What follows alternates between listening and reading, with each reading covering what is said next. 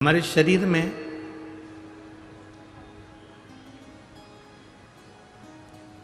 तीन स्थान ऐसे हैं जिससे हम परमात्मा को पुकारते हैं।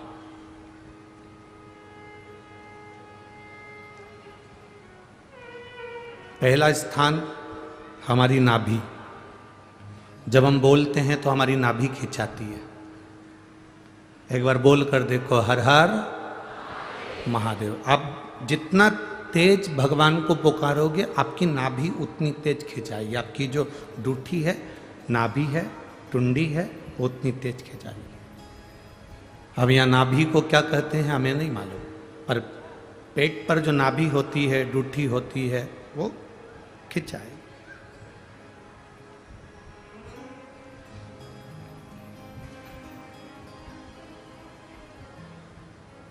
तीन चीजें हमें परमात्मा को पुकारते समय हमारा साथ दे देती है और परमात्मा के मिलन में हमारा साथ प्रदान करती है। एक हमारी नाभि, हमारी टुंडी।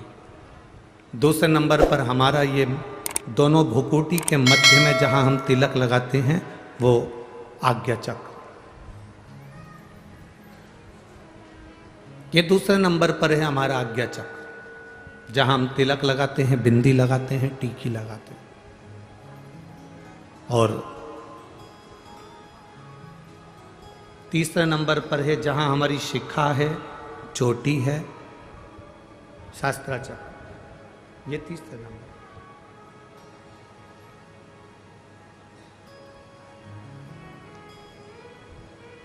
जिस समय जो व्यक्ति ज्यादा बीमार पड़ जाता है, बहुत बीमारियों से ग्रसित हो जाता है, बहुत मात्रा में उसको अगर बीमारी ने घेर लिया, तो शंकर जी पे चढ़े हुए जल का 3 जगह पर अगर वो स्पर्श कर लेता है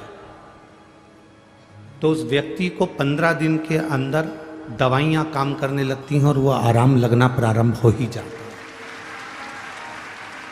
कितना भी बीमार व्यक्ति, डॉक्टर कह रहा है इसका अगर 8 दिन के अंदर फीवर नहीं उतरा, 8 दिन के अंदर इसको आराम नहीं लगा, तो फिर इसको भर्ती करना पड़ेगा। 10 दिन के अंदर इसको आराम नहीं लगा तो फिर इसको हॉस्पिटल भेजना पड़ेगा। 15 दिन के अंदर अगर इसको आराम नहीं लगा तो हमको ये करना पड़ेगा। 3 जगह पर शिव जी के चढ़े हुए जल का स्पर्श कराओ। शंकर जी पे चढ़े हुए जल को लेकर आओ कटोरी में, लोटे में, उसका स्पर्श हमारी नाभि पर हो, उसका स्पर्श हमारे जहां हम तिलक लगाते हैं उस जगह पर 3 उंगली से उसका स्पर्श, ब्रह्मा विष्णु महेश हमारे आज्ञा चक्र पर उसका स्पर्श हो, और उसी जल का स्पर्श हमारे मस्तक पर। आप 4 से 5 दिन लगातार भगवान शंकर पे चढ़े हुए जल का स्पर्श 3 जगह पर करते रहेंगे तो व्यक्ति कितनी भी बीमारी से घिरा हो उसको 15 दिन के अंदर उठकर खड़े होना ही पड़ता है।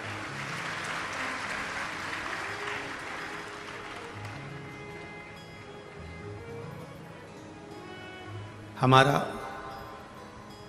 ये जो तिलक लगाने की जगह है ये हमारा आज्ञा चक्र है। ये कोई साधारण सी जगह नहीं है जहां हम तिलक लगाते हैं। जहां मेरी जीजियां मस्तक पर बिंदी लगाती हैं, टीकी लगाती हैं, मेरे भाई लोग मस्तक पर तिलक लगाते हैं, ये जगह कोई साधारण नहीं है। ये भक्त को खींचने वाला, भगवान को खींचने वाला, प्रभु की तेज पुंज को खींचने वाला स्थान है ये हमारा आज्ञा चक्र। एक लड़की मस्तक पर तिलक नहीं लगाए, उसकी शादी हो चुकी है और माथे पर बिंदी ना लगाए, गले में मंगलसूत्र ना पहने, हाथों में चूड़ियां ना पहने, पाँव में बिछुड़ी ना पहने, मांग में सिंदूर ना भरे, और वो स्त्री ऐसे ही घूमे ना, तो कोई भी उसको अपशब्द कह सकता है, कोई भी उसको ताने दे सकता है, कोई भी उसको आड़ा टेढ़ा बोल सकता है। पर अगर वो स्त्री के मस्तक पर बिंदी है, मांग में सिंदूर भरा है, गले में मंगलसूत्र, पाँव में बिछुड़ी, हाथ में चूड़ा है, किसी में इतनी सामर्थ्यता नहीं कि उस पर उंगली उठा दे, क्योंकि उसकी बिंदी में, उसके आज्ञा चक्र में उतना बल होता है, उसके आज्ञा चक्र में इतना बल है। उसके मस्तक पर इतना बल है। चलो और सरल भाषा में समझ लो, तुम ट्रेन में सफर कर रहे हो, आप सबसे निवेदन करेंगे आप ट्रेन में सफर करो और सफर करते करते आपके सिर पर तिलक नहीं लगाओ, कोई कुंकू हल्दी कुछ भी तुम्हारे मस्तक पर तिलक नहीं लगा है, और तुम ट्रेन में जाकर बहुत भीड़ हो रही है और वहां जाकर तुम खड़े हो जाओ, जाने की तैयारी करो, कोई तुमको जगह नहीं देगा। पर यदि तुम्हारे मस्तक पर तिलक लगा है, तुम जो लगाना चाहो, बिंदी लगाओ, नारायण तिलक लगाओ, तुम जिस पंथ के उस पंथ का तिलक लगाओ, चाहे तो त्रिपुंड खींच लो, चाहे तिलक कर लो, और तिलक लगाकर आप ट्रेन में चढ़े तो कोई ना कोई ऐसा बंदा मिल ही जाएगा जो आपको सीट दे देगा या आपको बुलाकर अपने पास में बिठा देगा। ये आज्ञा चक्र है हमारा। जब हम भगवान देवाधिदेव महादेव को, हम तो माताओं से भी कहते हैं, हम पुरुषों से भी कहते हैं, हम बच्चों से भी कहते हैं, हम सबको एक निवेदन हमेशा करते आए, आज फिर कह रहे हैं। 40 गांव की पवित्र भूमि से हम तो इतना कहना चाहेंगे कि आप अगर शंकर जी के मंदिर में जाते हो, जल लेकर आते हो, आचमन करते हो, तो वहां से जब आओ तब उस भगवान शंकर के चरणों के उस जल को अपनी नाभि स्थल पर, अपने मस्तक पर और अपने सिर के ऊपर उस जल का स्पर्श जरूर करें, उसका फल मिलेगा।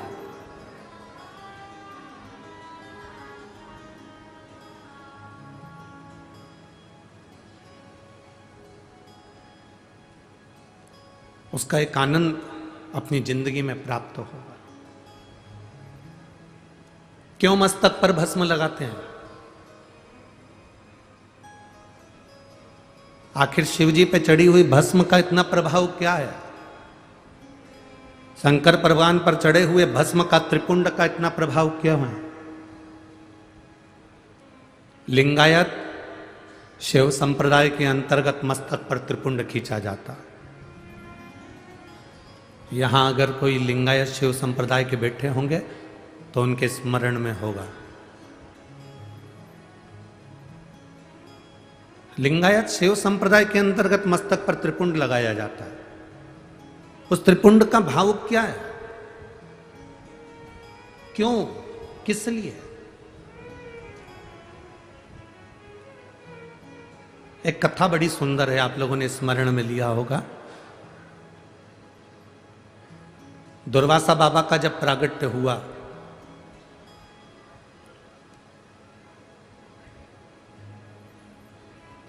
और दुर्वासा ऋषि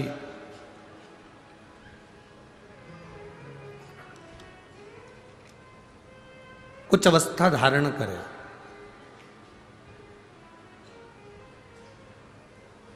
और दुर्वासा ऋषि थोड़ी सी अवस्था धारण करने के बाद वो तप साधना में लीन होने लगे।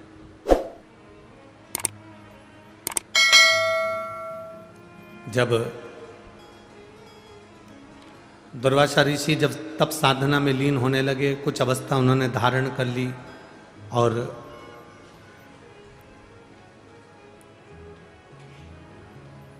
दुर्वासा जी जब एक अवस्था धारण कर कर तप साधना में लीन होते हैं, एक बार उनके मन में आया कि मैंने वैकुंठ बहुत देखा, मैंने ब्रह्मलोक बहुत देखा, मैंने इंद्रलोक बहुत देखा, मृत्युलोक का भी मैं बहुत भ्रमण करा हूं। दुर्वासा जी के मन में एक भाव जागृत हो गया कि मैंने सारे लोक देखे हैं, केवल एक लोक देखना रह गया है, वो है नरक लोक।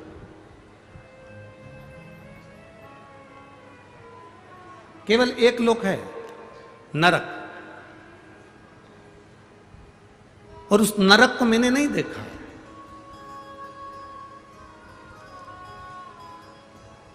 मेरी जीजियों, मेरे जीजाओं, मेरी बेटियों, बेटाओं, मेरी माताओं, मेरे भाई, संत साधु गुरुजन सब इस कथा में बैठे हैं, और माननीय श्री उन्मेष जी पाटिल जी सांसद महोदय इस कथा को करवा रहे हैं। बड़े ध्यान से सुनना इस कथा कि एक मस्तक पर त्रिपुंड लगा हुआ, भस्म लगा हुआ शंकर जी के चढ़े हुए जल का मात्र मस्तक पर त्रिपुंड धारण कर लेना, शंकर जी पे चढ़े हुए जल को मात्र अपने शरीर पर छींट लेना, शंकर जी पे चढ़े हुए जरा से निर्माल्य को अपने शरीर से छुआ लेना, शंकर जी पे चढ़े हुए भस्म को अपने सिर पर मस्तिष्क पर धारण कर लेना, और उस निर्माल्य की क्या पूंजी है, उस निर्माल्य का फल है।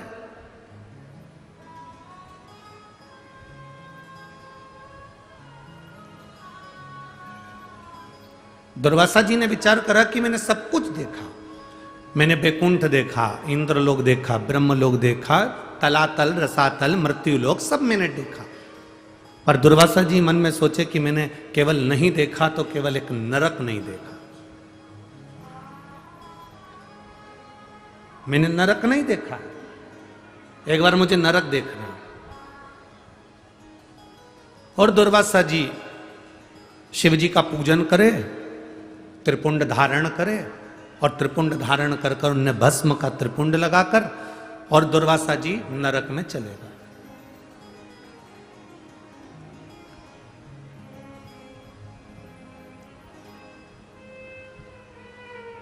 जैसे ही दुर्वासा जी नरक में पहुंचे, यमराज हाथ जोड़कर दुर्वासा जी का साधुवाद कर रहे हैं, प्रभु आप आए हैं, वेलकम टू नरक, आपका स्वागत है नरक के अंदर, नरक में आपका स्वागत, आओ पधारो, नरक में आइए। आप स्वर्ग में जाएंगे तो भी स्वर्ग में आपका स्वागत होगा, आप इंद्रलोक जाएंगे तो इंद्रलोक में स्वागत होगा, आप जहां जाते हैं, पृथ्वी पर आपका जन्म होता है, आप पैदा होते हो तो आपके घर के लोग नगाड़े बजाते हैं, फटाके फोड़ते हैं, आतिशबाजी छोड़ते हैं, लड्डू बंटवाते हैं, तुम जहां जाओगे ना वहां तुम्हारा स्वागत होगा, ये निश्चित है, तुम जहां जाओगे वहां तुम्हारा स्वागत है।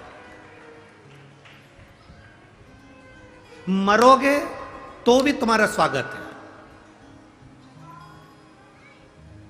शमशान जाने से पहले ढोल नगाड़े बैंड बाजे तुम्हें सजा धजा के राम नाम, अरे बोलो बोलो जम के बोलो जरा, राम नाम सत्य है, बोलते बोलते स्वागत करते करते तुमको लेकर जाएंगे, हर जगह तुम्हारा स्वागत, जन्म में भी मृत्यु में भी, प्रत्येक जगह।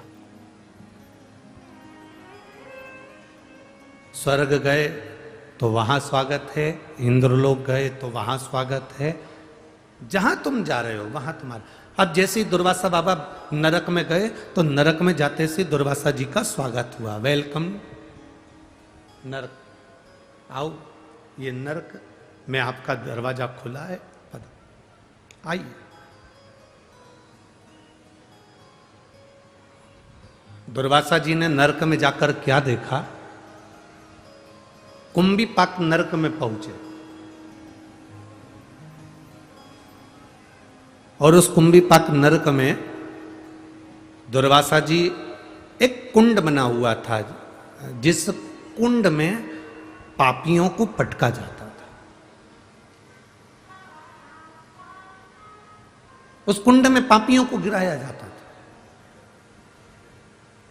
और जिस कुंड में पापी गिरते हैं उस कुंड में दुर्वासा जी ने देखा कि पूरे नरक में लोग त्राही त्राही कर रहे हैं, चिल्ला रहे हैं, चीख रहे हैं, कुंड में भी लोग फंसे हुए हैं। और उसी समय पर दुर्वासा जी ने विचार करा कि इतना विशाल कुंड है नरक के अंदर, इतना विशाल तालाब बना हुआ है नरक के अंदर, चलो मैं इस तालाब में एक बार जरा झांक कर देखूं कि है कौन। और जैसे ही दुर्वासा ऋषि उस नरक में, उस कुंड में नीचे झांके, झांकते से ही दुर्वासा जी क्या देखते हैं कि उस कुंड में से, नरक की उस कुंड में से एक बैकुंठ जैसा सुंदर एक स्थान प्रकट हो जाता है, और जिसको बैकुंठ कहा जाता है, बड़ा सुंदर बैकुंठ प्रकट हो। अब नरक और नरक के अंदर कुंड, और कुंड में क्या प्रकट हो गया, जम के बोलो जरा, अच्छा आवाज आना चाहिए हमारी तक कि क्या प्रकट हुआ, बैकुंठ प्रकट हुआ। कितना आश्चर्य है, कितना बड़ा आश्चर्य, जरा विचार करिए। नरक नरक में भी सबसे कठोर नरक कुंभीपाक नरक, और कुंभीपाक नरक में जो कुंड बना है उस कुंड में क्या प्रकट हो गया? बैकुंठ। उसमें बैकुंठ प्रकट हो। दुर्वासा जी के मन में खलबली मच गई, नरक के अंदर बैकुंठ कैसे आ सकता है? ये नरक के अंदर ये बैकुंठ कैसे प्रकट हो सकता है? खलबली मच गई। जैसे ही खलबली मची, सामने थोड़ी दूर पर यमराज आए। यमराज ने आकर हाथ जोड़े दुर्वासा जी के, प्रभु क्या बात है, आज आपका चेहरा बड़ा उदास दिख रहा है, क्या हुआ क्या है?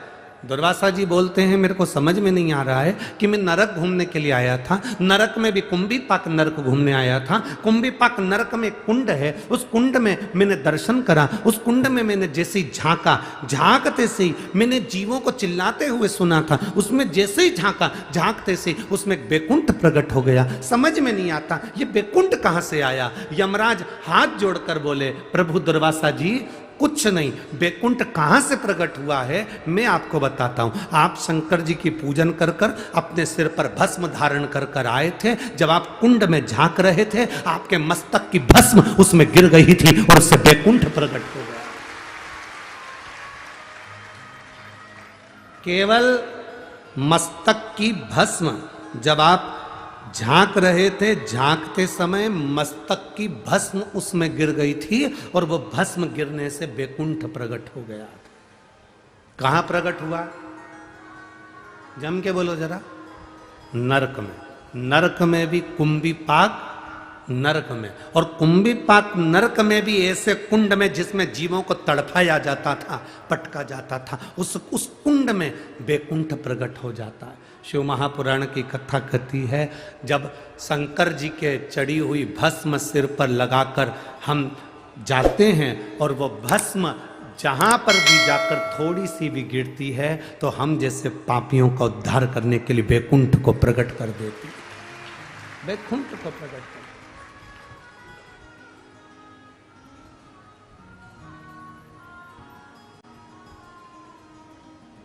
अब जरा विचार करो,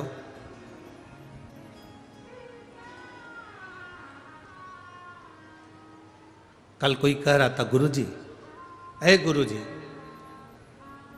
आप कहते हो कि जहां शिव पुराण होती है वहां की मिट्टी भी चंदन हो जाती, क्यों नहीं? क्यों नहीं हो सकती?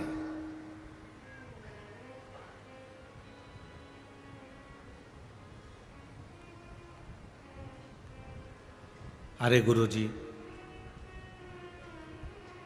कितनी गंदगी करते हैं लोग। कोई थूक रहा है, कोई मुंह धो रहा है, कोई वॉशरूम करने जा रहा है, कोई ना जाने कितना कितना झूठन पटक देते हैं, कितनी गंदगी हो जाती है। और आप कह रहे हो कि वो मिट्टी चंदन हो जाती है? हाँ, ऐसे कैसे हो सकता है? हमने कहा भाई देख,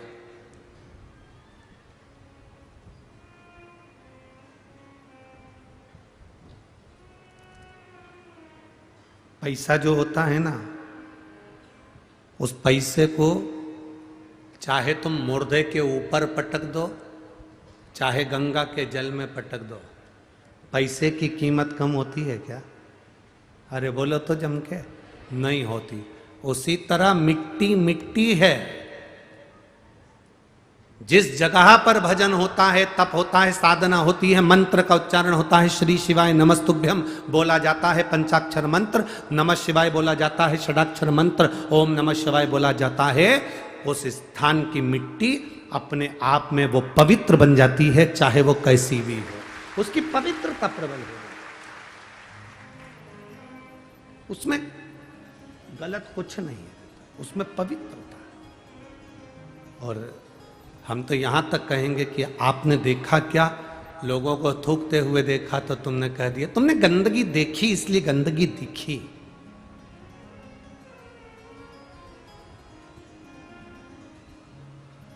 सीहोर भी लोग आते हैं ना, कुबेरेश्वर धाम पर लोग आते हैं, आप लोगों में से भी कई लोग आए होंगे। कई लोग आकर कहते हैं, अरे गुरुजी, थोड़ी व्यवस्था तो ठीक करना चाहिए। यहाँ तो हर कहीं लोग बैठ जाते हैं, कंकर शंकर पूजन कर रहा वहीं छोड़ देते हैं, लोग लांग कर जा रहे हैं, जूता चप्पल उधर से निकाल कर जा रहे हैं, कोई कहीं से जा रहा है, कोई कहीं से जा रहा है, कोई कहीं से जा रहा है। जरा विचार करिए, जो पूजन कर रहा है वो कंकर में भी शंकर का दर्शन कर कर पूजन कर रहा है, और उसके दर्शन में भी अगर तू खोट निकाल रहा है तो तेरा आना ही व्यर्थ, तेरा कुबेरेश्वर धाम आना ही व्यर्थ है। क्योंकि इस कुबेरेश्वर धाम की तो संपूर्ण भूमि कंकर शंकर की। आप बैठे, भजन करा, तप करा, साधना करी, श्री शिवाय नमस्तुभ्यम जपा, आपने पूजन करी, पूजन कर कर वो कंकर को वापस आप एक स्थान पर डाल दिया, या पूजन करने के बाद वो कंकर आप अपने साथ लिया, वो आपके ऊपर निर्भर कर। मानो तो मैं गंगा मां हूं और ना मानो तो बहता, ये आपका भरोसा आपके ऊपर निर्भर करता है। शरीर मिल गया मनुष्य का, मानव का, और वो शरीर मिलने के बाद भी अगर हम भगवान की भक्ति में नहीं डूब पाए, भगवान के भजन में नहीं डूब पाए, तो हमारा जीवन फिर व्यर्थ है, बेकार। जो राम का नहीं वो किसी काम का नहीं। जो भगवान की अविरल भक्ति को धारण नहीं कर पाया, मानव का शरीर प्राप्त करने के बाद भी भगवान के भजन को अपनी जिंदगी में नहीं उतार पाया,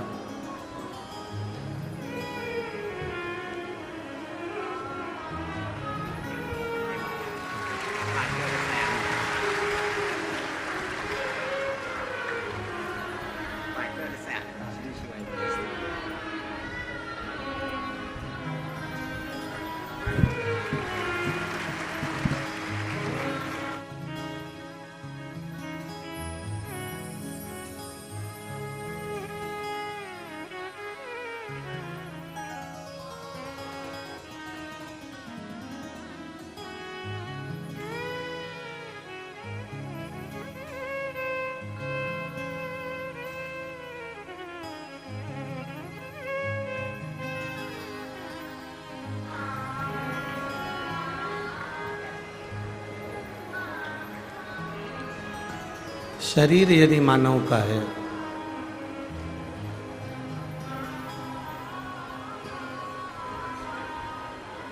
और मानव का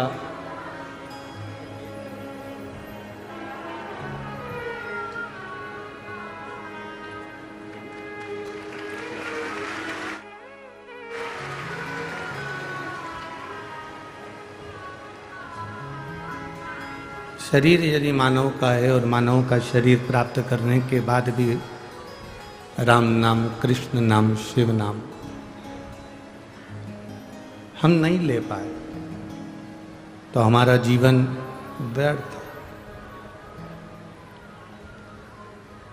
शिव महापुराण की कथा कहती है विचार और व्यवहार।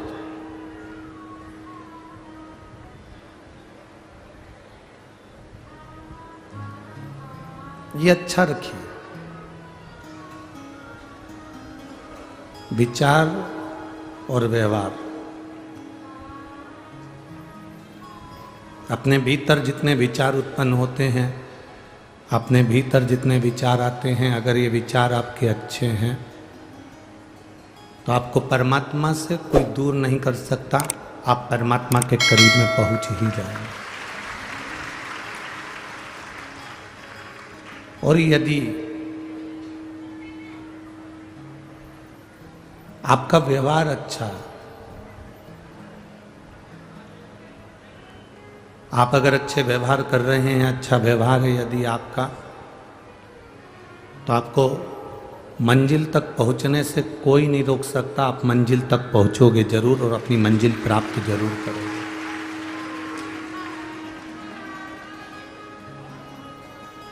शिव महापुराण की कथा कहती है दो चीजें अगर हमारी अच्छी है तो हमें दुनिया में कोई नहीं हरा सकता।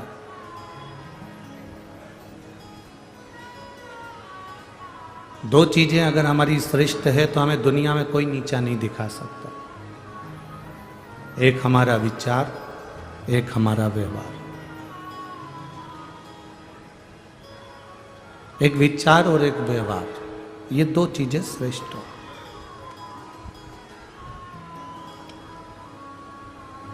अपने विचार को कभी गलत मत होने दो और अपने व्यवहार को कभी गलत मत होने दो। घर में बैठे रहते हैं, परिवार में बैठे रहते हैं तो गलत चीजें सोचने में आती रहती है। क्यों सोचना? हम गलत क्यों सोचें? अगर हमें सोचना है तो हम अच्छा क्यों नहीं सोचें? हमारे भीतर का जो विचार आएगा वो हमारे सामने प्रकट होगा। हम किसी व्यक्ति के लिए, आप 7 ताले में बंद हो जाओ, कमरे में बंद हो जाओ, किसी कमरे के अंदर बंद होकर किसी के लिए गलत सोचना चालू कर दो, वो खुद अपने आप आपके लिए गलत सोचना प्रारंभ कर दे। आप अगर किसी के लिए गलत सोच रहे हो तो वो व्यक्ति आपके लिए गलत सोचेगा, ये पक्का है। आप किसी के लिए अच्छा सोचोगे तो वो अच्छा सोचेगा, ये निश्चित है। मानव का जीवन, मनुष्य का शरीर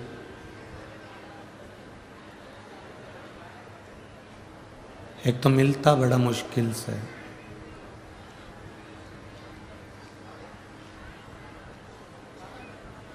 और मान लो यदि मिल भी गया, प्राप्त हो भी गया, तो फिर भगवान का भजन करना कठिन हो जाता है। भगवान की भक्ति करना कठिन हो जाता है। आप यदि मनुष्य का शरीर प्राप्त करने के बाद भी अगर भगवान की कथा सुन रहे हो, मानव का शरीर प्राप्त करने के बाद यदि आप भगवान का भजन कर रहे हो, कथा श्रवण कर रहे हो, तो ये भाई तो आ जाओ, 2 ही है ना, 2 लोग हैं, आ जाओ। मानव का शरीर प्राप्त कर यदि आप कथा श्रवण कर रहे हैं, भगवान की विरल भक्ति को प्राप्त कर रहे हैं, तो ये मानकर चलें कि मेरे शिवजी ने अपने गणों में, अपने भक्तों में आपको गिनकर रखा है और आप शिव के हैं और शिव आपका है।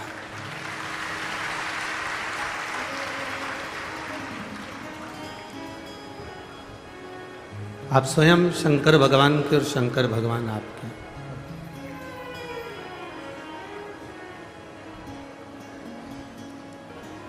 बैठिए जी, बैठो। तेरी कृपा बिना ना हिले एक भी अणु, लेते श्वास तेरी कृपा से तनो तनो। हे गंगाधार मुक्ति द्वार ओंकार तू, बोले ओंकार तू। आयो शरण तिहार शंभु तार तार।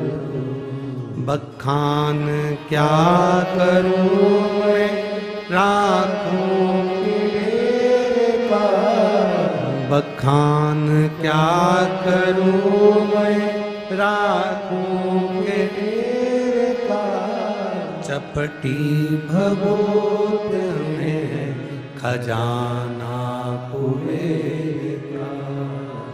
हे गंगाधार मुक्ति द्वार ओंकार तू, भोले ओंकार तू।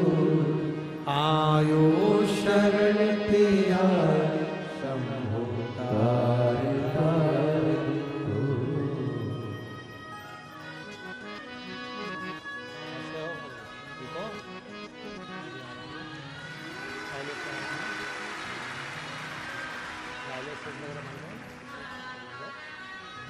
डायलिसिस पूरा बंद हो गया। अरे रो नहीं, खुश हो तो बाबा ने अच्छा करा ना, अब रोते नहीं है, अच्छा खुश खुश रहना चाहिए। डायलिसिस बंद हो गया ना, बस ठीक।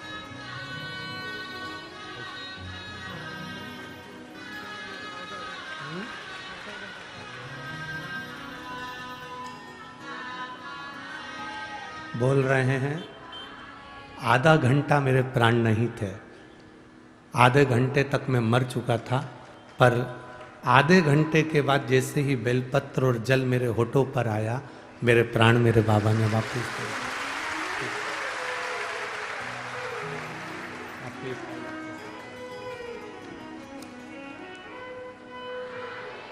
स्वस्थ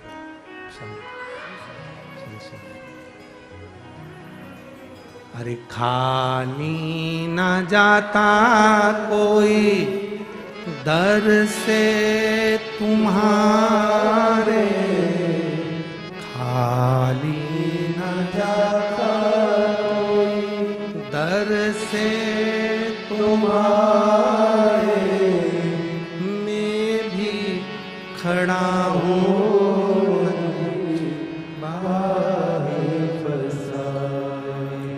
अपने हृदय से लगा लो, गिरा जा रहा उठा लो, भोले अपने दर से अब तो न टालो, गिरा जा रहा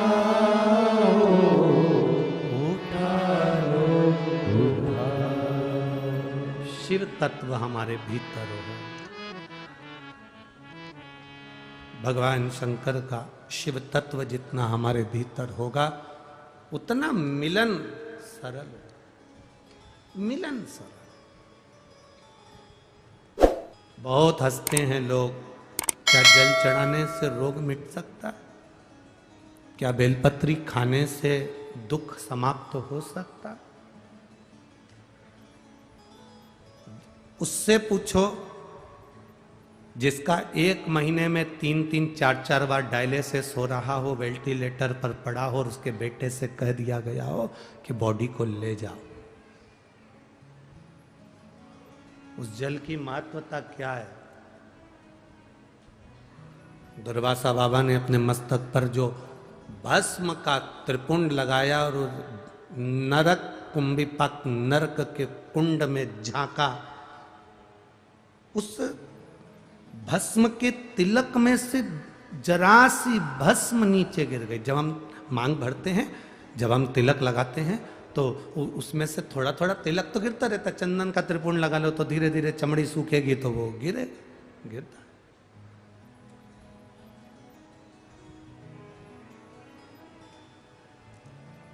कितना महत्व है वो।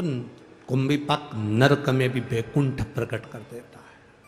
बैकुंठ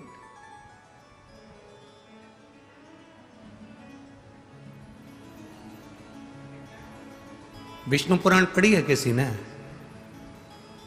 किसी ने अगर विष्णु पुराण पढ़ी हो तो विष्णु पुराण में लिखा है, लक्ष्मी जी नारायण से कहती हैं, प्रभु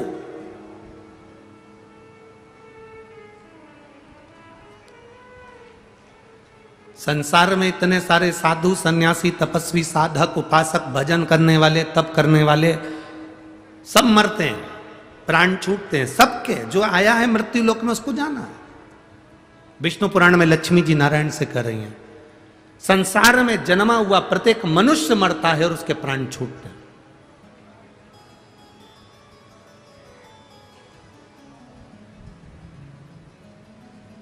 पापी भी मरता है, पुण्य वाला भी मरता है।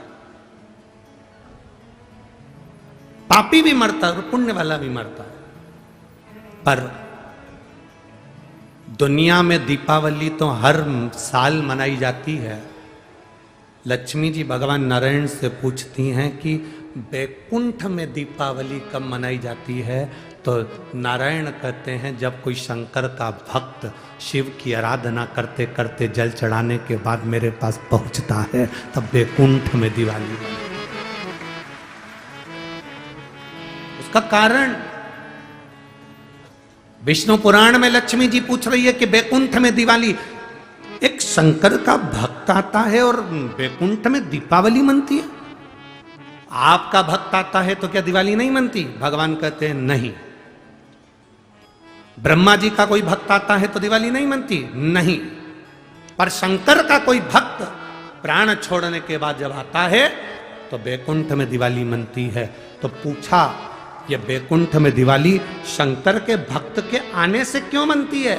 तो भगवान नारायण कहते हैं शिव का भक्त जब हमारे पास में आता है उसके शरीर के तरंगों में, उसके शरीर, उसकी आत्मा के रोमावली में, उसके जीव के भीतर उसने इतना शंकर का जल चढ़ाया होता है, इतना शंकर का त्रिपुंड लगाया होता है, शंकर के जल को अपने मस्तक पर चढ़ाया होता है, आज्ञा चक्र पर लगाया होता है, शंकर के जल को उसने पिया हुआ होता है, शंकर के जल को चढ़ा चढ़ाकर उसकी एक एक हृदय की रोमावली में, उसके हृदय के अंदर शिव ऐसा समा जाता है कि वो जीव जब वैकुंठ में आता है तो 33 कोटि देवी देवता उस जीव की आत्मा की तरंग से वैकुंठ का फल प्राप्त कर लेते हैं। इतना आनंद की अनुभूति शिव के भक्त से होती है।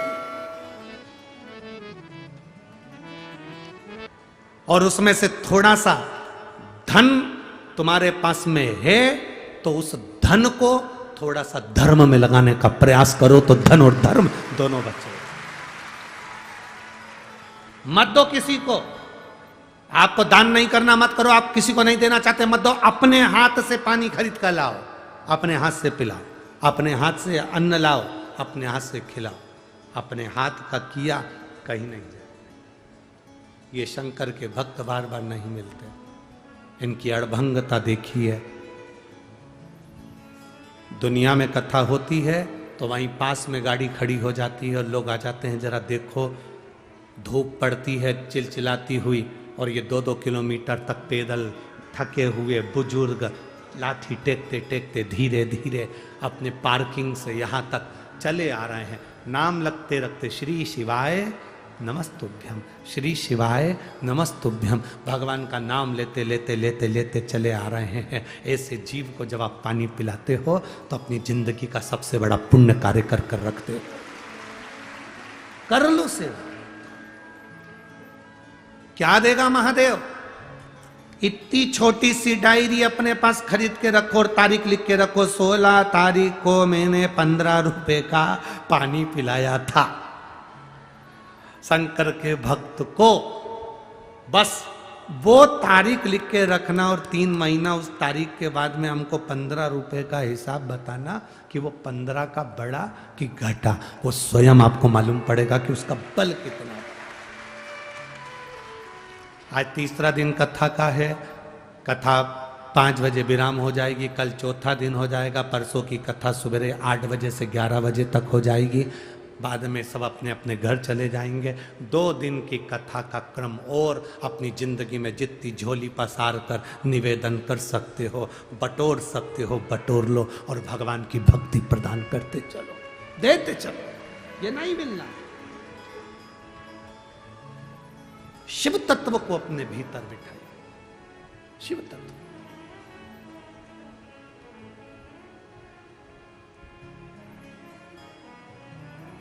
आज कोई कह रहा था गुरुजी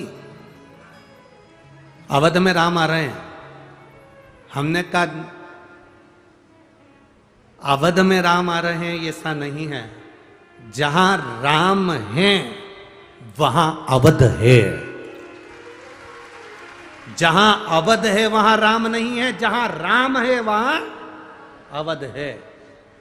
आप अपने अपने नगर में, शहर में, गांव में, खेड़े में 22 तारीख को दिए जलाओगे, झालर लगाओगे, मिठाइयाँ बनाओगे, पूजन करोगे, पाठ करोगे, आरती करोगे दोपहर के 12 बजे, तो समझ लेना कि राम अवध में नहीं, तुम्हारे गांव में राम आए हुए हैं, तुम्हारे नगर में राम। कितनी सुंदर 2 लाख दिए कलर कर कर 2,00,000 दिए कलर कर कर राम जी का सुंदर चित्र बनाया है। 2,00,000 दिए से मैं दिल से प्रार्थना कर रहा हूं। खड़े रहकर निवेदन ना करना। आज कथा का 3रा दिवस है, तृतीय दिवस है। 2 दिन कथा की ओर बचे हैं, कल और परसों।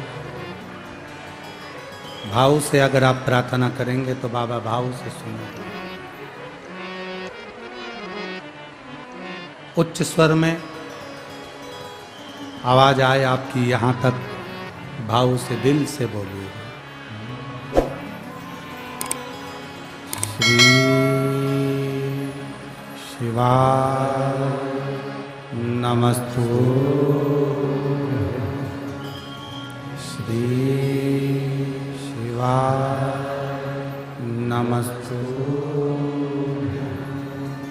श्री शिवाय नमस्तु। श्री शिवाय नमस्तु।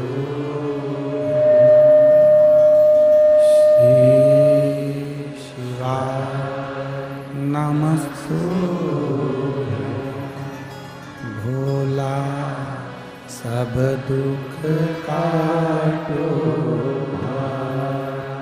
ओ भोला सब दुख काटो।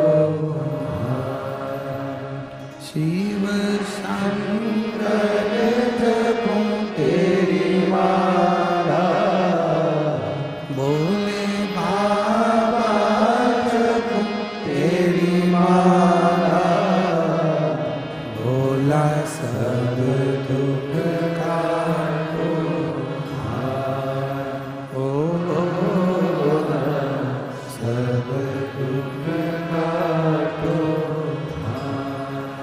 वेश है मंगल मंगलकारी, वेश है मंगल मंगलकारी। शमशान वासी हमारा, शमशान वासी हमारा। ओ भोला सब दुख काटो ओ भोला सब दुख काटो। शिव कथा कहती है, भगवान शंकर का संवाद कहता है, विचार व्यवहार अच्छा रखिए।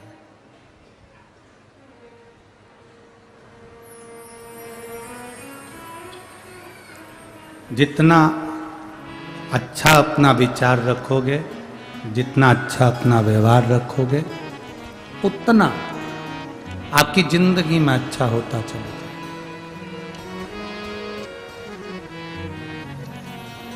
दुर्वासा बाबा के मस्तक का जरा सा त्रिपुंड का भस्म कुंभीपाक नरक के उस कुंड में जाता है और बैकुंठ बना देता है। लोग कितना भी हंसें, अपने मस्तक पर शिवजी पे चढ़े हुए जल का आप चंदन कंकु नहीं लगा सकते तो कम से कम उस जल को तो अपने मस्तक पर लगाओगे। दिखता है क्या? लगा लिया, ठीक है।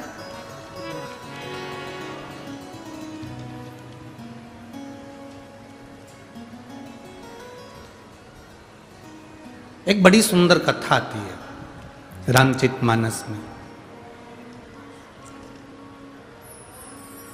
सुग्रीव जी के ससुर,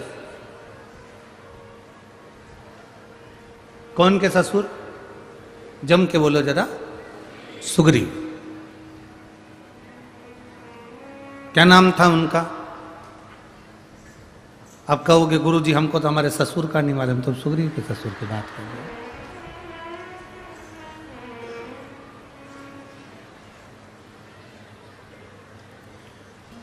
दुनिया बड़ी विचित्र है। एक लड़का तीर्थ करने जा रहा था उसकी पत्नी के साथ, तो अपने दोस्त के पास गया। दोस्त से बोला मैं तीर्थ करने जा रहा हूँ। बहुत अच्छी बात है। मेरा मन करता है कि मैं सिगरेट, गुटखा, पाउच सब छोड़ दूँ। दोस्त और खुश हुआ, इससे बढ़कर और क्या खुशी होगी।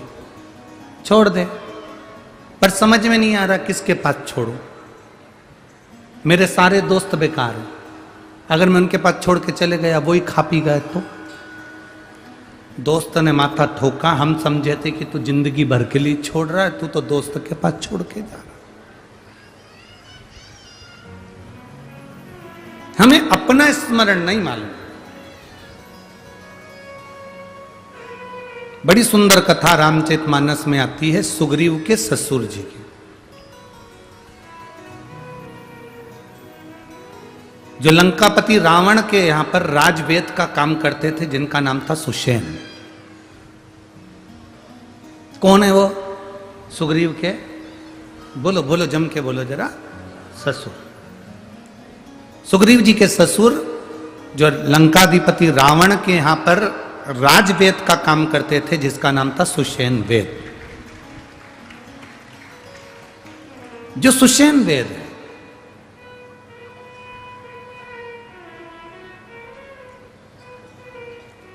ये इतना विचित्र वेद था। सुग्रीव जी के जो ससुर जी थे सुषेण वेद, लंकाधिपति रावण के जो राजवेद थे सुषेण वेद, ये इतने विद्वान थे, इतने विद्वान, जिन्होंने लक्ष्मण जी को जीवित किया था। कथा तो आप लोगों ने सुनी होगी ना रामायण की। जब शक्ति लग गई, मेघनाथ ने शक्ति मार दी और लक्ष्मण मूर्छित हो गए। हनुमान जी बूटी लेकर आए और फिर वो दिया। ये सुषेण वेद के कहने पर गए थे। सुग्रीव के ससुर हैं सुषेण वेद। ये बड़े विचित्र वेद है। कहते हैं देवलोक में भी अगर कोई बीमार पड़ जावे, पूरे मृत्यु लोक में अगर किसी को रोग हो जावे, तो सुषेण वेद से बड़ा कोई वेद नहीं था। इतना विचित्र वेद था। डॉक्टर तो सभी होते हैं, पर कोई कोई डॉक्टर ऐसा होता है जिसका नाम बड़ा प्रसिद्ध होता है, बड़ा प्रसिद्ध। वहां चले जाओ, वो डॉक्टर से मिल लेना, उनकी तो दवाई बड़ी कामगार है और अच्छा कर देते। कई लोग हंसी हंसी में कह देते हैं, अगर तुमको तकलीफ है शिव महापुराण की कथा में चले जाओ, बैठकर कथा सुनोगे, 5 दिन में जब वापिस आओगे तब हमको बताना कि तुम्हारा स्वास्थ्य कैसा है। कई लोगों को तो ये भी डॉक्टर की वेद की दवा लगती है। सुषेण वेद बड़े प्रसिद्ध वेद। लंकाधिपति रावण का जो राजवेद हो, जिसके यहां पर ग्रह बंधन में पड़े हों, देवताओं भी बंधन में पड़े हों, ऐसे लंकाधिपति रावण का कोई वेद कोई साधारण नहीं हो सकता। सुग्रीव के ससुर, उनके यहां वेद थे। एक बार रावण के मन में भाव उत्पन्न हुआ कि ये सुषेण वेद ऐसा कैसी औषधि बनाता है, इससे कैसे दवाई बनाता है कि दवाई तुरंत असर कर जाती है।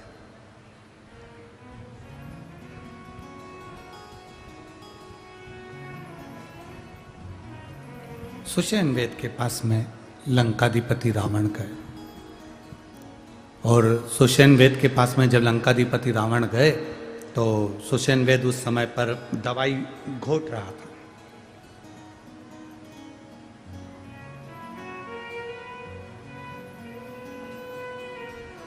सुषेण वेद का एक नियम था, जितनी देर दवाई घोटता था उतनी देर शंकर का नाम जपता था, शिव के नाम का उच्चारण करता था, शिव के नाम का स्मरण करता था। यहां तक अगर लंकाधिपति रावण की तुमने संहिता पढ़ी हो, रावण की लंकेश की संहिता का स्मरण करा हो, तो रावण संहिता के अंतर्गत यहां तक लिखा हुआ है कि ये सुषेण वेद शिवजी की आराधना करता था, और इसकी आराधना को देखकर लंकाधिपति रावण शंकर की आराधना में लीन हो गया था। यहां तक वर्णन किया गया कि शिव की आराधना सुषेण वेद कितनी करता था। कि उसको देखकर लंकाधिपति रावण शंकर की आराधना में लीन हो गया था। इतना शंकर की आराधना में लीन रहता था सुषेण वैद्य, इतनी लीनता थी। जब कोई अच्छा व्यक्ति भगवान की ओर बढ़ता है और उसको कोई दूसरा देखता है तो उसके मन में भी शंकर के प्रति भाव जागृत होता है। भाव, ये प्रेरणा है।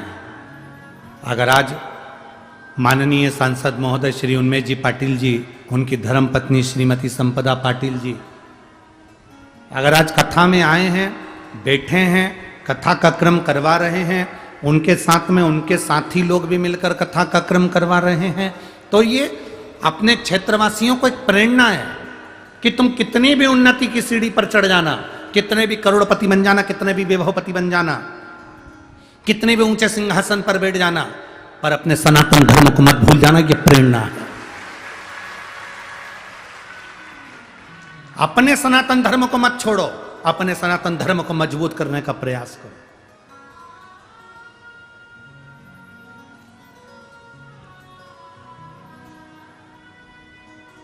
कल हमने कथा में कहा था, लोग कहते हैं हिंदू राष्ट्र बनाना, हम कहते हैं पहले अपने शरीर को हिंदू बनाने का प्रयास करो। इस शरीर को, परिवार को इतना मजबूत कर दो तो हिंदू राष्ट्र बनने में देरी नहीं लगेगी। हम हिंदू राष्ट्र बनाने के साथ में अपने शरीर को हिंदू ना बना पाए तो क्या?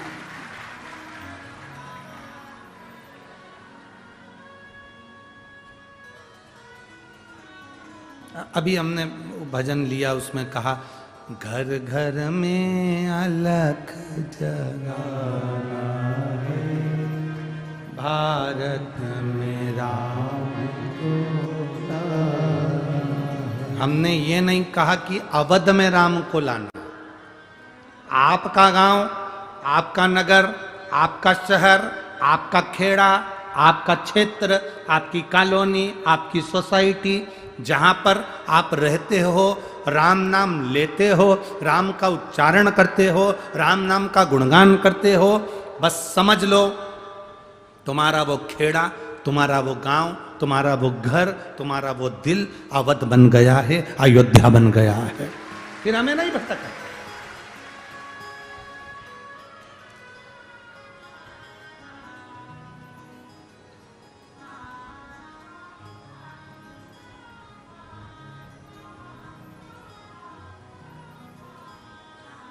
वो सोशल मीडिया पर लोग बाग कितना कितना कमेंट्स कर रहे हैं कि ऐसा है वैसा है।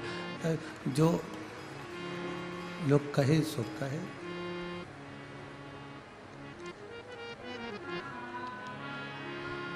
बोलने वाले बोलते रहेंगे। आग लगे बस्ती में, जम के बोलो जरा, आग लगे बस्ती में, बोल बम का नारा है। इतना विचित्र है, ले दे के लोग उसके पीछे पड़ जाते हैं, मोदी के पीछे।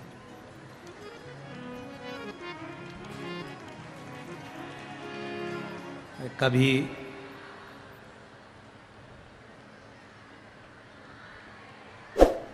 एक प्रसंग याद आता है।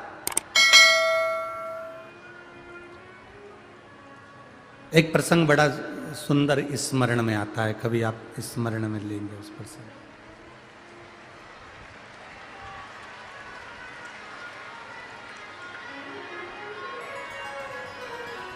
शंभो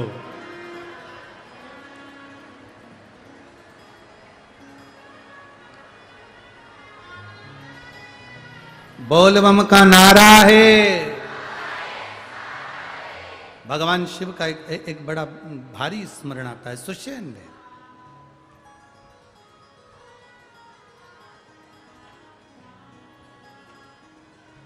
आज कोई कर था, और इससे पहले भी एक कमेंट्स में हमने देखा था कि वो मोदी जी ने थाली बजवा दी, मोदी जी ने वो ताली बजवा दी, मोदी जी ने ये बजवा दिया, मोदी जी ने वो बजवा दिया। अब आप लोग अगर विद्वान होंगे तो आप लोगों को समझ में आएगा, आप लोगों ने अगर पढ़ा होगा, स्मरण करा होगा। 2019 में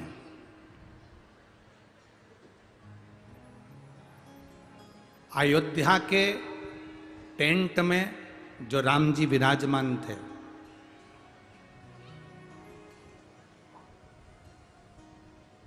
उनको हटाने का, उस मूर्ति को दूसरे मंदिर में ले जाकर रखना, क्योंकि वहां पर राम मंदिर का निर्माण होना।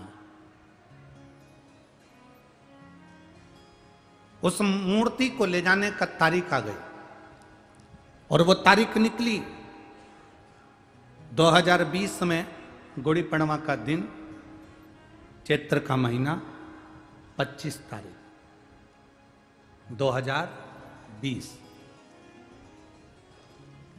अब किसी ने कहा गुरुजी व मोदी जी ताली बजवा दी है, थाली बजवा दी है, घंटी बजवा दी है, हारन बजवा दी है। क्यों बजवाए? कभी आप अंदाजा लगाएंगे? तारीख आ गई नजदीक में, 25 तारीख को टेंट में से राम जी की मूर्ति को ले जाकर मंदिर में रखना है।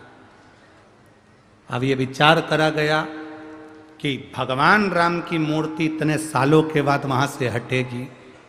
लोग बाग जरा सा 4 कदम चलते हैं तो तोप बजती है, दूल्हा चलता है तो नगाड़े बजते हैं, और भगवान ऐसे ही चले जाएंगे, ऐसे ही। अब कोरोना काल चल रहा था, 2020 में कोरोना भी बहुत तीव्र। योगी जी मोदी जी से कहे कि मन नहीं कर रहा कि राम जी को कैसे ले जाएं, कोई जुलूस नहीं, कोई आतिशबाजी नहीं, कोई बैंड बाजा नहीं, और कोरोना अलग चल रहा है। तो मोदी जी बोले तुम चिंता मत करो, तुम 25 तारीख के पहले नी ताली और नगाड़े बजवा दिए तो हमारा नाम भी ना।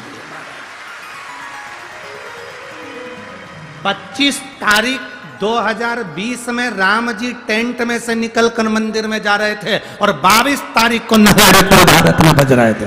जो धर्मी थे वो भी और जो धर्मी थे वो भी बजा रहे थे कि भगवान अब ऐसे बैंड नहीं बजा सकते क्योंकि कोरोना था, ऐसे जुलूस नहीं निकाल सकते क्योंकि कोरोना था, तो कम से कम ऐसे लोगों से दीप जलवा दिए, ताली बजवा दी, नगाड़े बजवा दिए, थाली बजवा दी। पूरा नगर, पूरा भारत उत्सव मना रहा था और मेरे राम टेंट में से निकल कर जा रहे। अब फिर वही क्रम, घर घर में अलख मेरे राम को।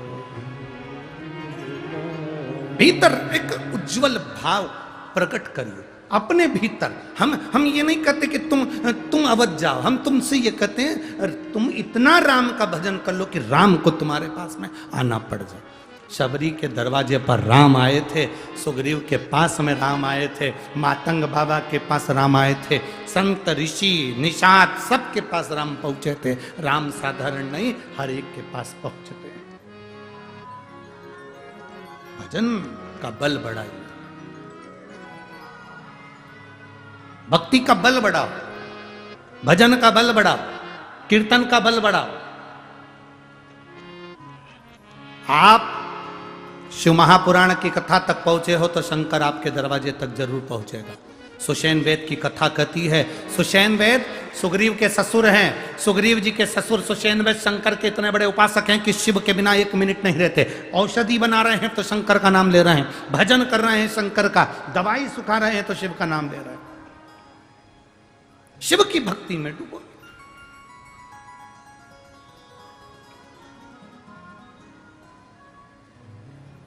कोई जरूरी है क्या कि दिखावा कर कर ही भगवान का भजन करोगे?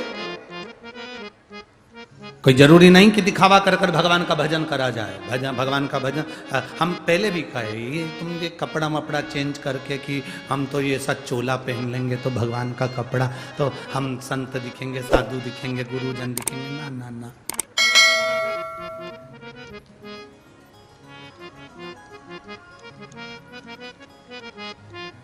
सुंदर दिखने के लिए कितनी मेहनत करते हो सब लोग। बोलो बोलो, ईमानदारी की बात बोलो रीजी जी। सुंदर दिखने के लिए कितनी मेहनत करती हो? 2 घंटा तो कजन कौन कौन से 3-4 ट्यूब रखे हैं उसमें बाथरूम के अंदर, एक एक करके लगाती, फिर पानी से धोती, फिर कोई दूसरा ट्यूब ले आई। वो तो एक बार हमें कहीं ठहराया था और ना जाने किसका कमरा था, उस कमरे में बहुत सारे ट्यूब रखे थे, साबुन नहीं था तो हमने निकाल के उससे धोया से तो मालूम पड़ा। तो पहला ट्यूब तो ऐसा था कि बिल्कुल एकदम चिकना चिकना था, उससे धो लिया। दूसरा ट्यूब ऐसा था कि उसमें ना जाने क्या क्या दर आ रहा था, कचरे जैसा अंदर ऐसा दर आ रहा था, मालूम पड़ा पूरा चेहरा ही उससे छिल गया। और फिर तीसरा ट्यूब ऐसा था कि उसको धो तो वो छूटे ही नहीं, पानी ही नहीं पकड़े, पानी नहीं, धो के थका। धो। अब कितना आप सहज भाषा में लीजिए कि सुंदर बनने के लिए आप कितना कितना प्रयास करते हो। एक ट्यूब लगाया, पानी से धोया, साबुन लगाया, पानी से धोया, और टावल से मुंह भी ऐसे रगड़ के नहीं पोछा, जैसे बेचारे जेंट्स लोग तो बेचारे रगड़ के पोछ ले, और जीवन तो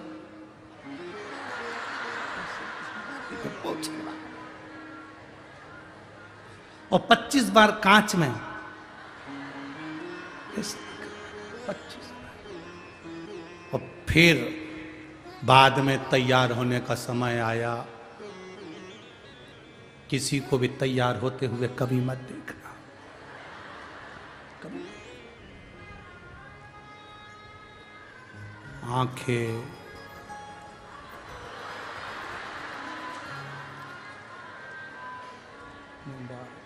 पेंसिल, फिर उससे लाइन, फिर डब्बा, फिर इधर से नीली, फिर मालूम पड़े ज्यादा लग गई तो झूठा मूठा सब कर कुरा के तैयार हो के। अब कितनी मेहनत, जरा विचार करो, सुंदर बनने के लिए इतनी मेहनत कर रहे हो तो निवेदन है उस सुंदर परमात्मा को पाने के लिए वे थोड़ी सी मेहनत करो, जिससे परमात्मा तुम्हें थोड़ी सी, बस थोड़ी सी मेहनत करोगे, शिव तुम्हारे।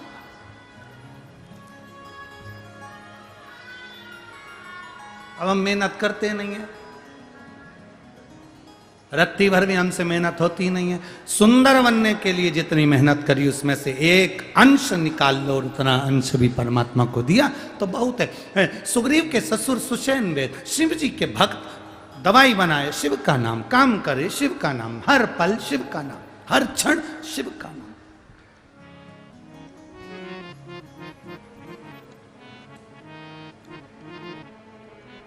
गुणगान करते जाते, भजन करते, अरे भोले भंडारी रे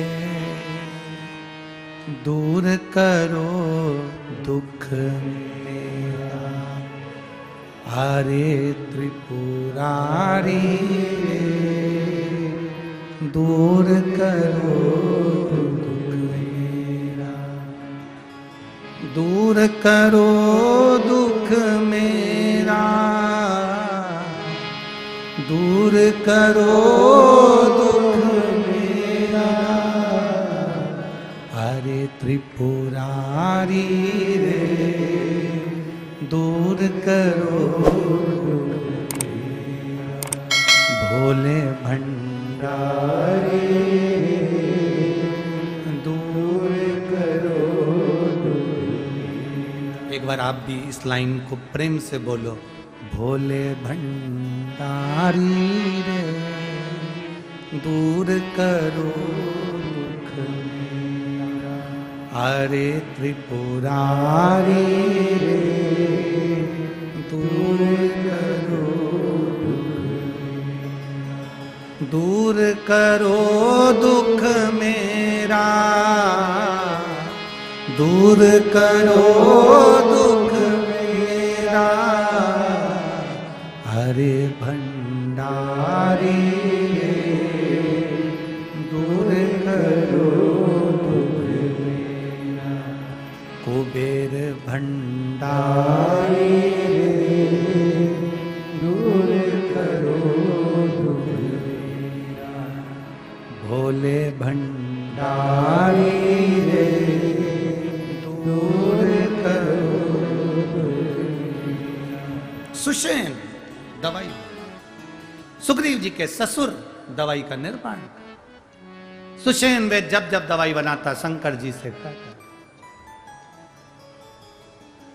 आप भी जो दवाई का निर्माण डॉक्टर ने दवाई दी है किसी को खिलाओ, मना नहीं, पर बोल कर भगवान की भक्ति के। एक पत्र आया है देखिए,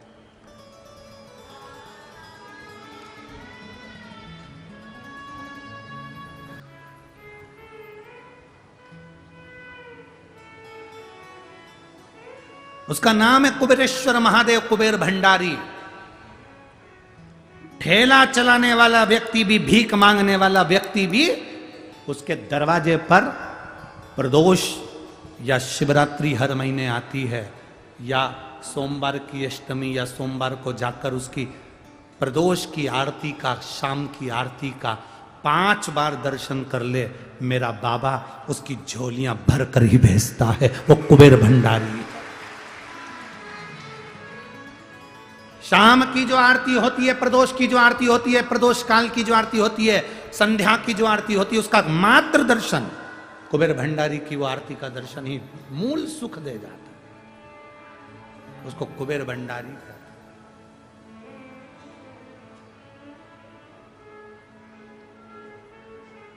कितने किस्मत वाले हैं आप सभी लोग।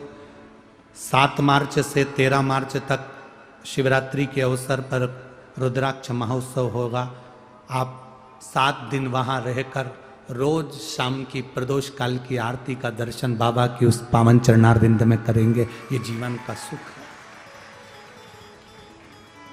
रुद्राक्ष वितरण तो समय पर नहीं होगा, पर रुद्राक्ष उत्सव पूरा होगा। रुद्राक्ष वितरण तो 15 फरवरी को बंद हो जाएगा, फिर 15 मई को प्रारंभ होगा, जब तक रुद्राक्ष नहीं बटेंगे, क्योंकि अब रुद्राक्ष है भी नहीं। जो बाबा के सिद्ध करे, बाबा के चढ़े हुए रुद्राक्ष थे, वो विराम की ओर है, इसलिए 15 फरवरी तक ही वो चल पाएंगे, फिर विराम, फिर 15 मई से प्रारंभ। और जो 7 मार्च से 13 मार्च तक शिव महापुराण की कथा बाबा कुबेरेश्वर महादेव के पावन चरणों में, उसका एक आनंद ही दूसरा। 12 ज्योतिर्लिंग का मध्य है कुबेरेश्वर धाम। कुबेर भंडारी रे दूर करो मेरा, कुबेर भंडारी रे दूर करो मेरा। उसका स्मरण हमारा सुख दे। सुग्रीव जी के ससुर रावण के राजवेद सुषेण औषधि तैयार करते हुए शिव का नाम लेते हैं। लंकाधिपति रावण पीछे से आ गया, और लंकाधिपति रावण ने खड़े होकर देखा तो क्या देख रहे हैं सुषेण वेद को, कि वो तो औषधि तो बना रहा है, पर उसका शुद्ध नहीं है औषधि बनाने में, उसका ध्यान नहीं है औषधि बनाने।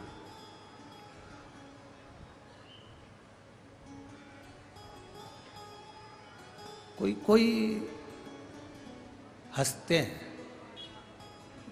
घर की बुजुर्ग जो माँ होती है ना, बूढ़ी माँ, बुजुर्ग माँ, वो बच्चे को देखकर कहती थी, क्या हो गया बेटा?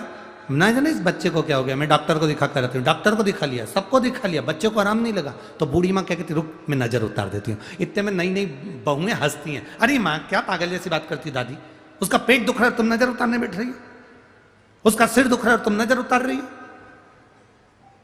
उसके शरीर में कष्ट हो रहा है तुम नजर उतार रही हो।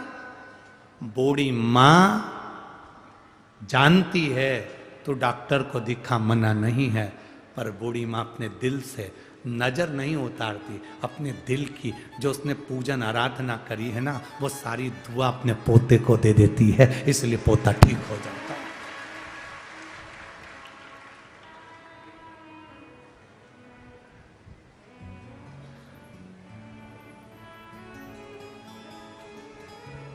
वो पोता ठीक हो जाता है। बूढ़ी माँ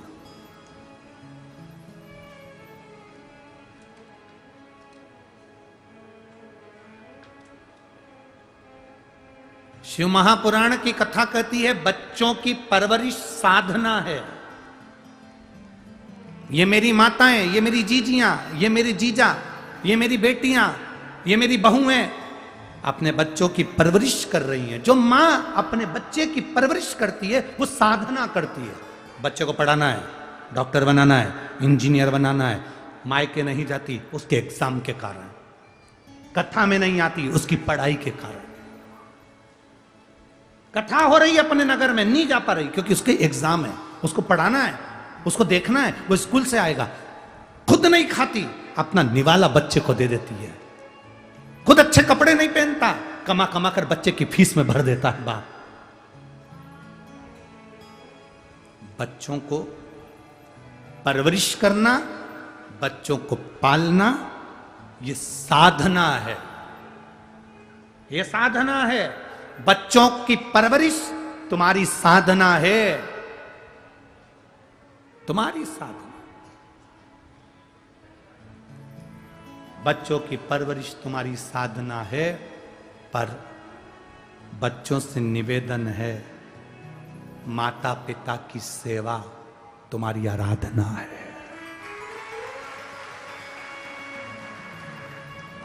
बच्चों की परवरिश साधना है, माता पिता बच्चों की परवरिश कर रहे हैं मतलब साधना कर रहे हैं। स्कूल नहीं, मायके नहीं जाती, शादी में नहीं जाती, कहीं नहीं जाती, अपने बच्चों को पढ़ाने में लगी हुई है। अपने बच्चे के लिए बाप कमा कमा कर लाते जाता है, ये उसकी साधना है। पर बच्चों का नियम है कि बच्चे अपने माता पिता की सेवा करें, तो भगवान से भी बड़ी आराधना माता पिता की सेवा है, परमात्मा से। ये आराधना है हमारी।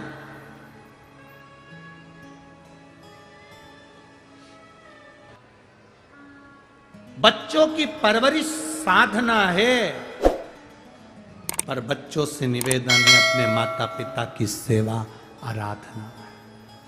अपने माता पिता की सेवा जरूर करो। और मेरा जीजियों से निवेदन है, मेरे जीजाओं से निवेदन है, कोई पुरुष ये ना सोचे कि मेरी पत्नी मंदिर जाती है तो उसका पुण्य मुझे मिल जाएगा, मेरी पत्नी मंदिर जाती है तो उसके खाते का पुण्य मुझे मिल जाएगा। तुम्हारा समोसा तुमको ही खाना है।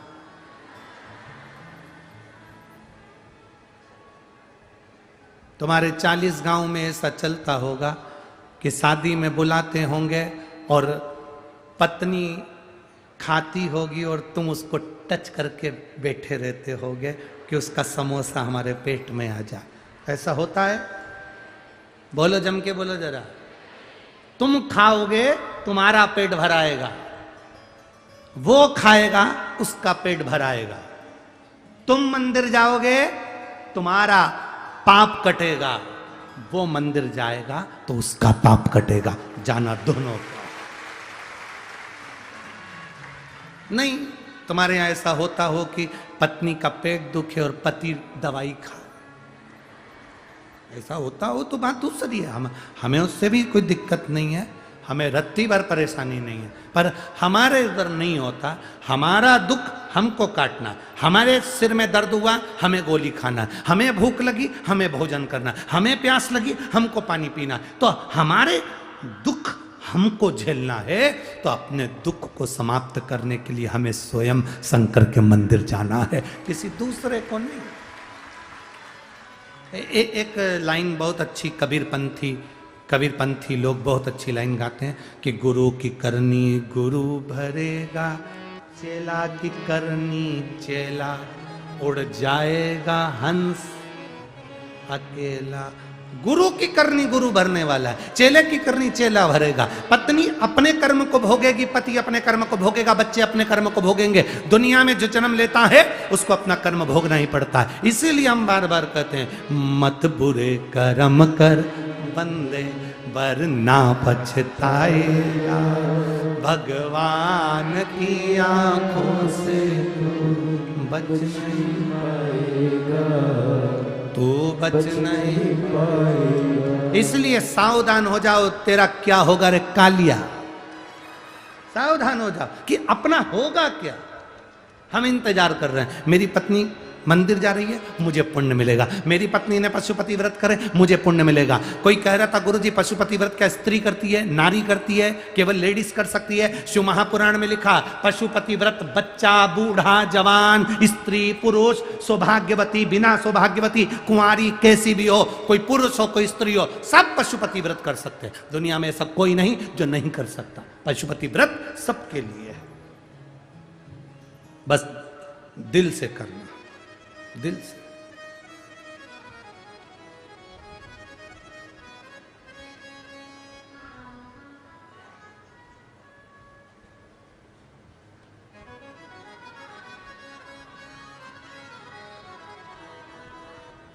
हॉल में, घर के हॉल में, घर के आंगन में आप में से कितने लोग हैं जो 1-2 लाख रुपए रख देते हैं? अरे बोलो तो। अरे हो 40 गांव की जीजी हो, बोलो। 40 गांव के जी जाओ, तुम बोलो है। घर के हॉल में, घर के आंगन में, घर के हॉल के अंदर टीवी के सामने या खाने की टेबल पर या कहीं हॉल के अंदर, जैसे तुम फाउंटेन रखते हो, गुलदस्ता रखते हो, टी टेबल रखते हो, ऐसे 2-4 लाख रुपए रखते हो क्या? है? नहीं। सोने की अंगूठी, अरे बोलो तो। नहीं। सोने का हार, नहीं। जो कीमती है उसको तुम तिजोरी में, अलमारी में, लॉकर में, कपाट में, बिस्तर पेटी में, पलंग पेटी में उसको रखते हो संभाल कर। आपसे वही निवेदन है।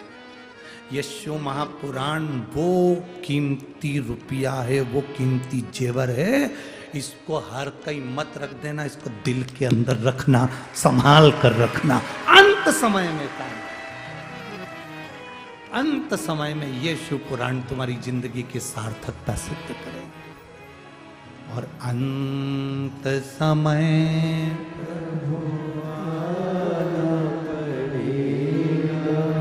वचन दिया तो निभाना पड़ेगा। आए आए प्रभु कुटुंब कबीला, अंत समय प्रभु आना पड़ेगा। और वचन दिया तो निभाना पड़ेगा। अंत समय प्रभु आना पड़ेगा। अंत समय में वही।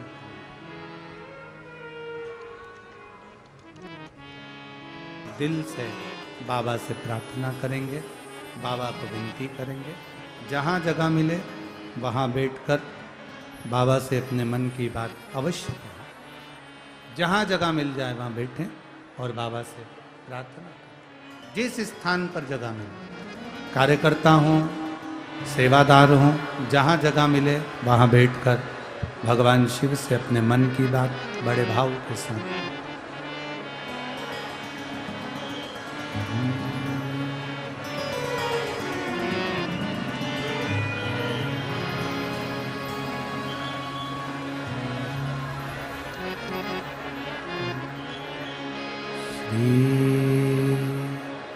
शिवाय नमस्तु। श्री शिवाय नमस्तु। श्री शिवाय नमस्तु। श्री शिवाय नमस्तु। भोला सब दुख काटो हमारा, ओ भोला सब दुख काटो हमारा।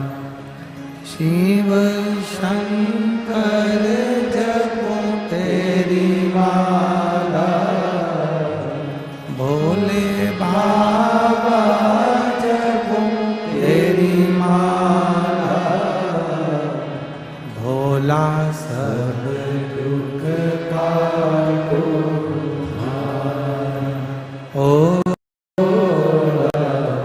सब दुख काटो वेश मंगलकारी वेश मंगलकारी शमशान वासी हमारा शमशान वासी हमारा ओ भोला सब दुख काटो ओ भोला सब दुख काटो। भगवान शिव औघड़ी दयालु दातार शिव की कथा कर रहे हैं। आरती तक रुके हैं ना, शिव की कथा कर रहे हैं। आप लोग बैठ जाओ, अभी आरती में टाइम है ना 10 मिनट, बैठ जाओ।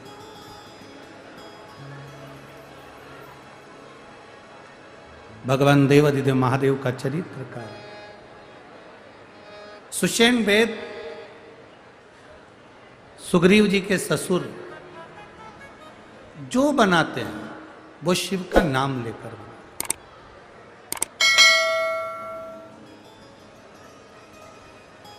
आप जीवन की कोई भी शुरुआत भगवान के नाम से करेंगे तो जीवन की सफलता आपको मिलेगी जरूर। सुषेण वेद रावण पीछे खड़ा है, पूछ रहा, लंकाधिपति रावण पीछे खड़ा है और पूछ रहा है सुषेण वेद से, सुषेण वेद आज मैंने आपकी शिव भक्ति को देखा जिसमें आप भगवान शंकर का नाम ले लेकर औषधि तैयार कर रहे हो, तो मुझे पूछना केवल इतना है कि ये औषधि इतनी कारगर कैसे हो जाती है। शिव महापुराण की कथा कहती है अकाल मृत्यु वो मरे जो काम करे चंडाल का, काल उसका क्या बिगाड़े जो भक्त हो महाकाल का। जो शिव की आराधना में लीन हो, शंकर की आराधना में डूबा हुआ हो, उसको क्या चिंता, उसको क्या टेंशन। एक पत्र है बड़ा सुंदर, देखिए।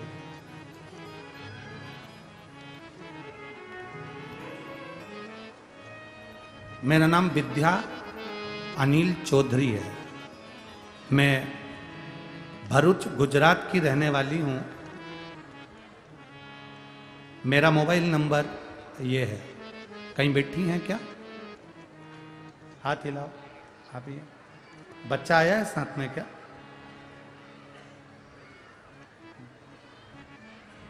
ले आओ इसको, धीरे धीरे लाओ, ले आओ। मेरा नाम विद्या अनिल चौधरी है। मैं भरूच गुजरात की रहने वाली हूँ बाबा। मेरा मोबाइल नंबर ये है। मेरा लड़का है सोहम, हम घर पे उसे कृष्णा कहते हैं। 40 गांव में मेरे मामा गांव है, मेरे मामा के घर में मैं आई हूँ। हम बहुत भाग्यशाली हैं कि हमें आपकी कथा 40 गांव में सुनने का मौका मिला। मेरी शादी को 14 साल हो चुके हैं। मेरा बेटा 12 साल का है। मेरा बेटा 12 साल का होने के बाद भी वो चल नहीं सकता, बैठ नहीं सकता, खुद खाना नहीं खा सकता, बोल नहीं पाता था, आँखों में देखने में तकलीफ आती थी, सुनने में दिक्कत आती थी। मेरा बच्चा खुद कपड़े नहीं पहन सकता था, खुद भोजन नहीं कर सकता था और पलंग पर से उठ नहीं पाता था। एक जगह पर पड़ा रहता था, न बैठता था न चलता था। बाबा, गुजरात से लेकर महाराष्ट्र का ऐसा कोई हॉस्पिटल नहीं, दिल्ली से लेकर मुंबई तक का ऐसा कोई हॉस्पिटल नहीं जिसकी हमने जांच ना कराई, इलाज ना कराया। डॉक्टर के हिसाब से ये बच्चा ऐसा ही रहने वाला था, इसमें कोई सुधार नहीं था। हमारी पड़ोसन रोज शिव जी के मंदिर जाती है। उसके कहने पर हमने शंकर जी को जल चढ़ाना प्रारंभ करा। सारे इलाज करवाए, चाहे वो आयुर्वेदिक हो, होम्योपैथिक हो, चाहे ट्रीटमेंट जितना हो, मालिश वगैरह सब करवाया, पर ये बच्चा ना उठ पाता था ना बैठ पाता था। तब हमने शिव शंकर भगवान को जल चढ़ाना प्रारंभ करा। उस पानी को इसको पिलाना प्रारंभ करा, बेलपत्री पीस कर इसको खिलाना प्रारंभ करा। बेटे के लिए सीहोर गए, रुद्राक्ष लेकर आए, उसको तांबे के कलश में गलाकर उसका पानी देना प्रारंभ करा। गुरुदेव आप यकीन नहीं मानेंगे, आज मेरा बेटा, आप यकीन नहीं मानेंगे, आज मेरा बेटा अपने हाथ से खाना खाता है, अपने हाथ से बैठता है, अच्छे से बात करता है, और मुझे भगवान शिव पर पूरा भरोसा है कि मेरा बेटा चलने भी जल्दी लगेगा। आज धीरे धीरे थोड़ा उठने बैठने लगा है, मैं उसको लेकर आई।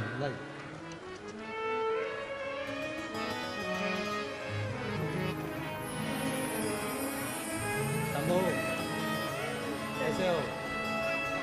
अच्छा, श्री शिवाय, अच्छे से बोला, श्री नमस्ते,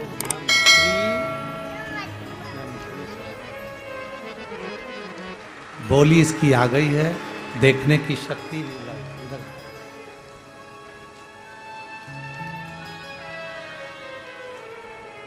शंभो, श्री नमस्ते, श्री खुश, फिर से एक बार, श्री